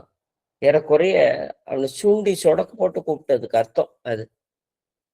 அந்த சொடக்கு போட்டு கூப்பிடுற அளவுக்கு அவ்வளவு தரக்குறைவாய் நடக்கக்கூடிய விதத்துல மாறினதற்கு காரணம், இவன் கோபப்பட்டாகிலும் இந்த இடத்துக்கு போய் சேர்ந்தே ஆகணும், கழுதைய உதைச்சால் ஆகிலும் நம்ம போய் சேர்ந்தாகணும் அப்படின்னு சொல்லி முடிவு எடுத்ததுதான் காரணம். என்னாகமத்தினுடைய புத்தகம் 25வது அதிகாரம் 3வது வசனத்தை வாசிங்களேன். இப்படி இஸ்ரவேலர் பாகால் பேயோரை பற்றி கொண்டார்கள். அதனால் இஸ்ரவேலர் மேல் கர்த்தருடைய கோபம் உண்டது. இவன் ஒரு கோபக்காரனா இருந்ததுனால, இவன் சொல்லி கொடுத்த தப்பான ஆலோசனையினால அந்த ஜனங்களுடைய மேலே தேவனுடைய கோபமும் பற்றி எறியக்கூடியதா இருக்கிறது. கவனிங்க, கோபத்தினுடைய தொடர்ச்சி எங்க இருக்குது? முதல்ல இவன் கேட்டது தப்பா இருந்தது, அதனால தேவ கோபம் புறப்பட்டுச்சு. ஆனா முடிவை நாம வாங்கிட்டோமேன்னு சொல்லி இவன் புறப்பட்டதுனால இவனுக்கு கழுத மேல கோபம் வந்துச்சு. இவன் போய் ஆசீர்வதிக்கிறதுனால பாலாக்கினுடைய கோபம் பிலேயாம் மேல இருந்துச்சு. இப்போ பாலாக்கு கோபப்படுறானேன்னு சொல்லிட்டு பிலேயாம் என்ன செய்யறான்? மாத்து யோசனையா இந்த புறஜாதி பெண்களை எல்லாத்தையுமே கல்யாணம் பண்ணிக்கக்கூடிய விதத்துல மாத்தி கொடுக்குறப்போ அல்டிமேட்டா பாதுகாக்க வேண்டிய அந்த பிலேயாமே இன்னைக்கு சத்துருவாய் மாறி இஸ்ரவேலர் மீது கோபம், கர்த்தருடைய கோபம் திரும்பி வர்றதுக்காக இவன் மேல இருந்த கோபம் இன்னைக்கு டிரான்ஸ்பர் ஆகி ஜனங்கள் மேல மாறுற அளவுக்கு அந்த இடத்துல துர் ஆலோசனை பொழிந்ததற்கு காரணம் கோபக்காரன். அதனாலதான் கோபம் கொண்டாலும் பாவம் செய்யாதிருங்கள். உங்களுடைய கோபம் காலையில இருந்துச்சுன்னா அன்னைக்கு சாயந்தரத்துக்குள்ளார அது தனியே கிடவது அப்படின்னு சொல்லிட்டு தேவனுடைய வசனம் நமக்கு தெளிவா சொல்லக்கூடியதா இருக்கிறது. 2 நாளாகமத்தினுடைய 12வது அதிகாரத்துக்கு வருவோம். 2 நாளாகமத்தினுடைய புத்தகம் 12வது அதிகாரம் 1 முதல் 7 வரைக்கும் இருக்கக்கூடியத வாசிக்க கேட்போமே. ரெகோபெயாம் ராஜ்யத்தை திடப்படுத்தி தன்னை பலப்படுத்தி கொண்ட பின் அவனும் அவனோடே இஸ்ரவேலர் அனைவரும் கர்த்தருடைய நியாய பிரமாணத்தை விட்டுவிட்டார்கள். அவர்கள் கர்த்தருக்கு விரோதமாய் துரோகம் பண்ணினபடியினால் ராஜாவாகிய ரெகோபெயாமின் 5ஆம் வருஷத்தில் எகிப்தின் ராஜாவாகிய சீஷாக் 1200 ரதங்களோடும் 60,000 குதிரை வீரரோடும் எருசலேமுக்கு விரோதமாய் வந்தான். அவனோடே கூட எகிப்திலிருந்து வந்த லூபியர், சூக்கியர், எத்தியோப்பியரான ஜனங்கள் எண்ணிக்கைக்கு அடங்காதவர்களாய் இருந்தார்கள். அவன் யூதாவுக்கு அடுத்த அரணான பட்டணங்களை பிடித்து எருசலேம் மட்டும் வந்தான். அப்பொழுது செமாயா தீர்க்கதரிசி ரெகோபெயாமின் இடத்துக்கும் சீஷாக்கின் நிமித்தம் எருசலேமிலே வந்து குடியிருக்கிற யூதாவின் பிரபுக்களிடத்துக்கும் வந்து அவர்களை நோக்கி, நீங்கள் என்னை விட்டுவிட்டீர்கள், ஆகையால் நான் உங்களையும் சீஷாக்கின் கையிலே விழும்படி விட்டுவிட்டேன் என்று கர்த்தர் சொல்லுகிறார் என்றான். அப்பொழுது இஸ்ரவேலின் பிரபுக்களும் ராஜாவும் தங்களை தாழ்த்தி கர்த்தர் நீதியுள்ளவர் என்றார்கள். அவர்கள் தங்களை தாழ்த்தினதை கர்த்தர் கண்டபோது கர்த்தருடைய வார்த்தை செமாயாவுக்கு உண்டாகி அவர் சொன்னது, அவர்கள் தங்களை தாழ்த்தினார்கள், ஆகையால் அவர்களை அழிக்க மாட்டேன்.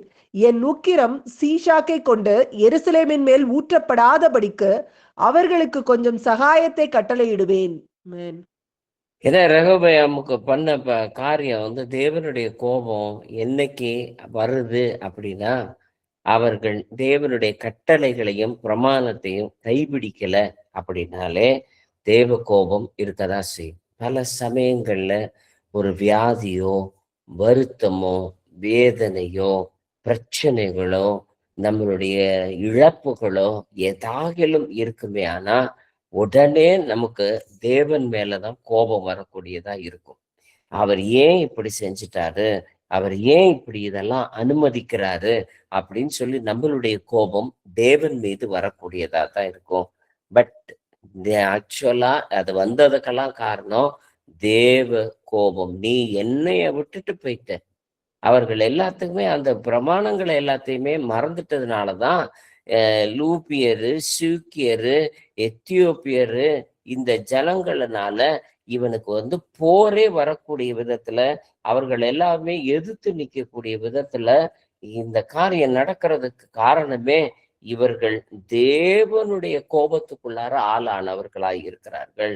நானா இந்த ஜனங்க என்னது லூபியரு, சீக்கியரு, எத்தியோப்பியர் மேலதான் எவ்வளவு எல்லாருக்குமே கோபம் வரும்.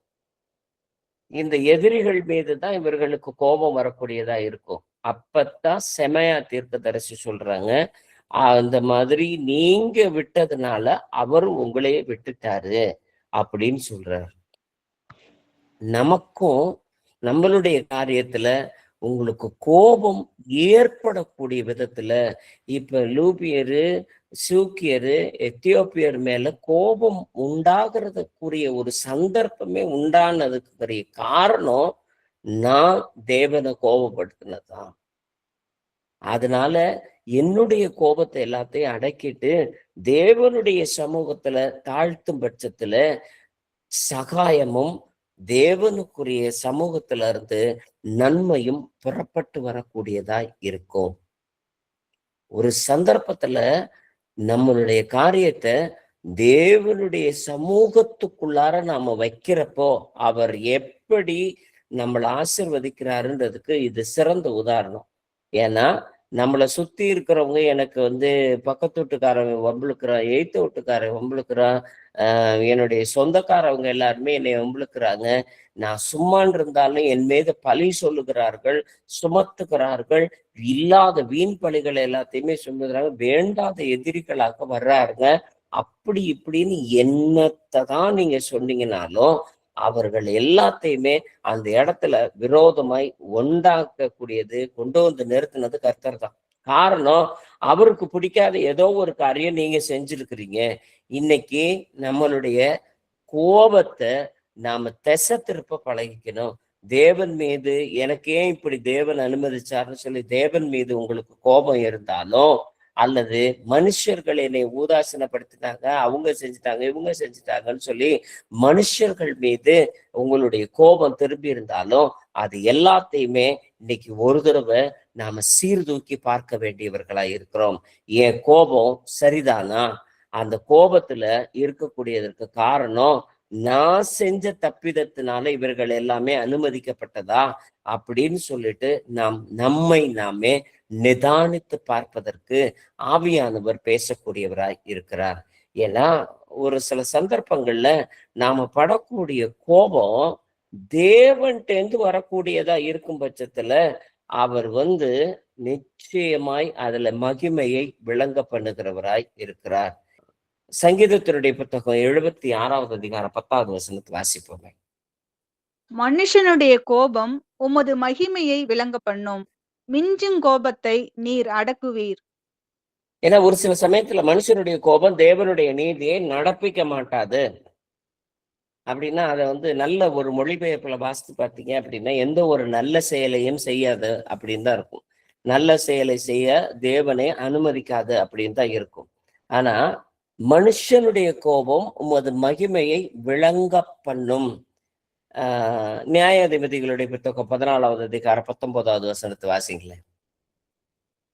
கர்த்தருடைய ஆவி அவன் மேல் இறங்கினதினால் அவன் அஸ்கலோனுக்கு போய் அவ்வூராரில் 30 பேரை கொன்று அவர்களுடைய வஸ்திரங்களை உரிந்து கொண்டு வந்து விடுகதையை விடுவித்தவர்களுக்கு அந்த மாற்று வஸ்திரங்களை கொடுத்து கோபம் உண்டவனாய் புறப்பட்டு தன் தகப்பன் வீட்டுக்கு போய்விட்டான்.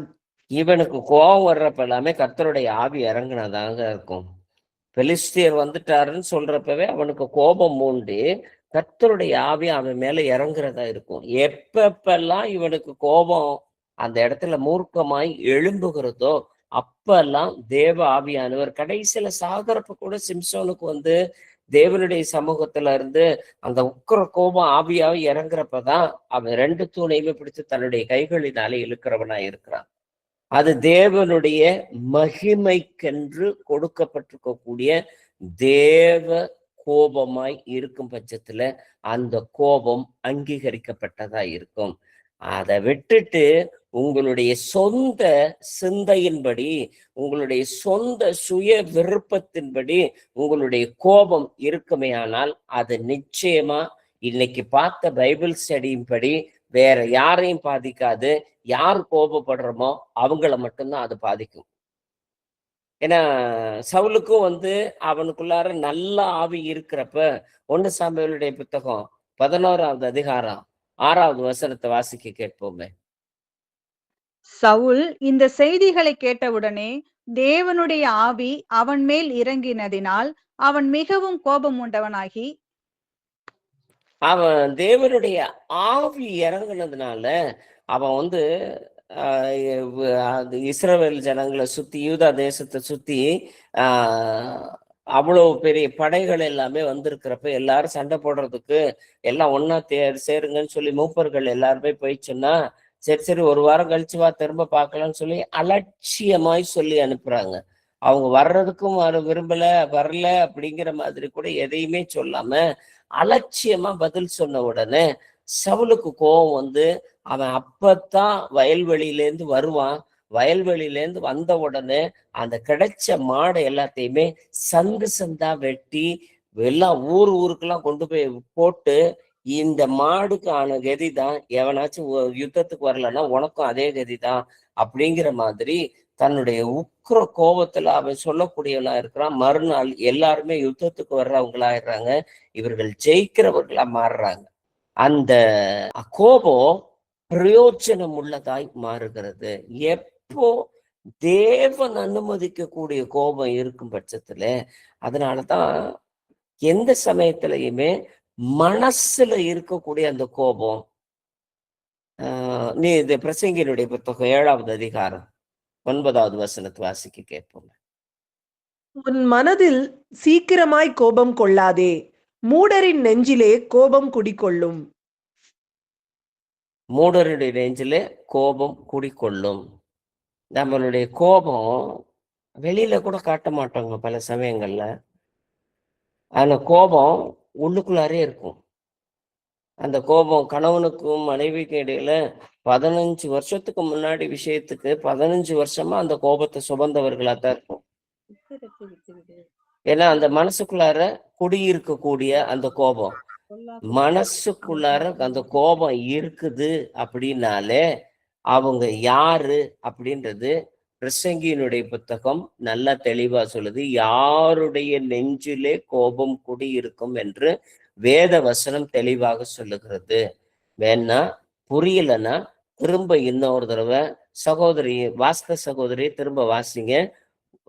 7:9 பிரசங்கியினுடைய புத்தகம் வாசிங்க. உன் மனதில் சீக்கிரம் கோபம் கொள்ளாதே, மூடரின் நெஞ்சிலே கோபம் குடிகொள்ளும்.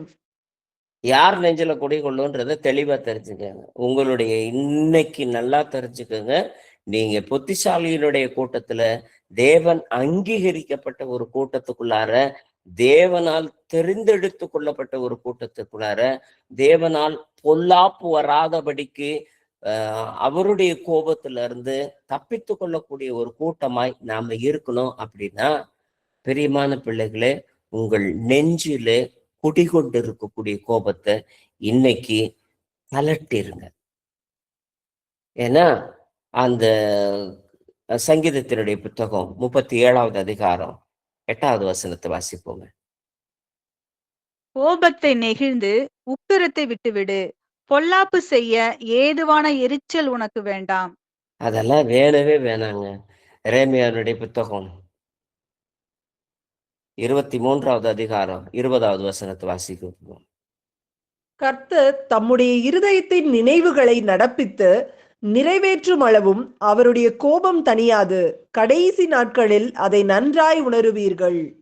எந்த நாள்ல உணர்வோம்னா கடைசி நாள்.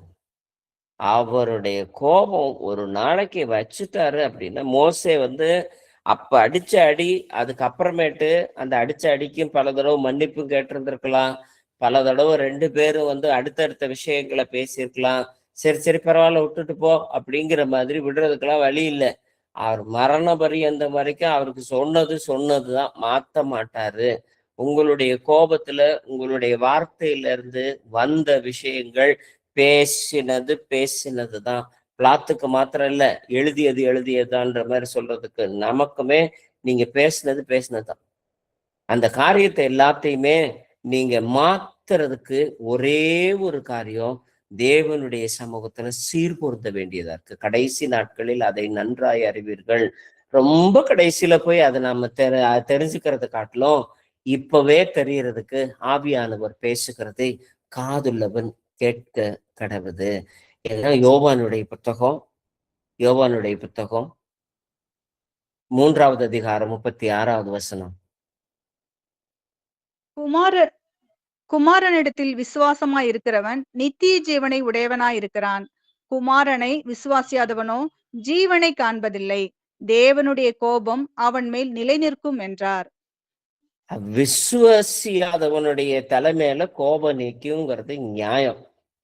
ஆனா விசுவசிக்க கூடிய நமக்கோ அந்த மாதிரி காரியங்கள் நடக்காதபடிக்கு கடைசி நாளில நம்மை நாமே விழிப்புடையவர்களாய் ஆக்க இன்றைய நாளினுடைய வேத பாடத்தின்படி எல்லாத்தையுமே சீர்தூக்கி பார்ப்போமே.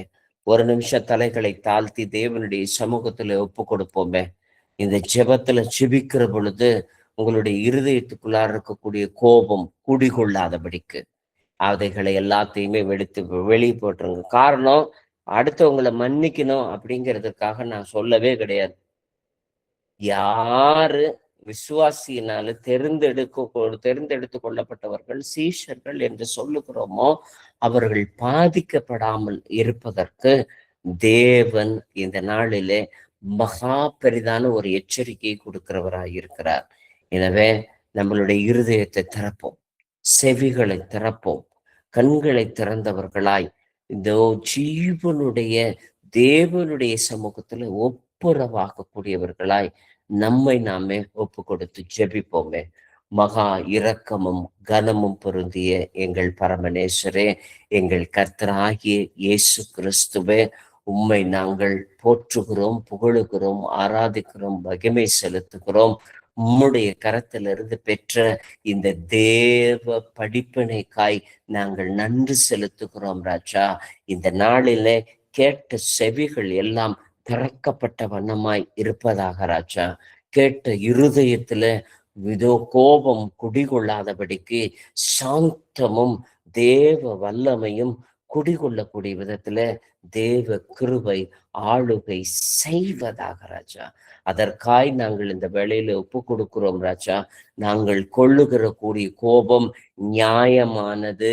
இதோ இந்த நேரத்துல இவர்களுக்கு எல்லாத்துக்குமே இது தெரிய வேண்டியது அப்படின்னு சொல்லிட்டு அந்த கோபத்தினுடைய காரியங்கள் எல்லாவற்றையுமே நாம் நிதானிக்கக்கூடிய விதத்துல இந்த நேரத்துல நீர் சொன்ன இந்த வேத பாடத்திற்காய் நன்றி செலுத்துகிறோம் ராஜா. இந்த நாளிலே தியானித்த வசனத்தின்படியே என்னுடைய கோபத்திற்கு பின்னாக இருக்கக்கூடிய தேவ கோபத்தையோ அல்லது கோபத்தினாலே தொடரக்கூடிய தொடர் கோபத்தையோ எல்லாவற்றையும் நாங்கள் மாற்றிக்கொள்ள விதத்துல என்னுடைய கோபம் தணிவதற்கு தேவ ஒத்தாசை இறங்கி வருவதாக ராஜா. நாங்கள் மூடர்களாய் இருதயத்திலே கோபத்தை குடிகொள்ளுகிறவர்களாய் இல்லாதபடிக்கு புத்திமான்களாய் விவேகம் உள்ளவர்களாய் கோபத்திலிருந்து விடுதலை பெற்றவர்களாய் நாங்கள் இருக்க பரிசுத்த ஆவியானவரே நீரே எங்களை வழி நடத்தும், பாதுகாத்து கொள்ளும் எங்கள் ஜீவனுள்ள நல்ல பிதாவே. ஆமென்.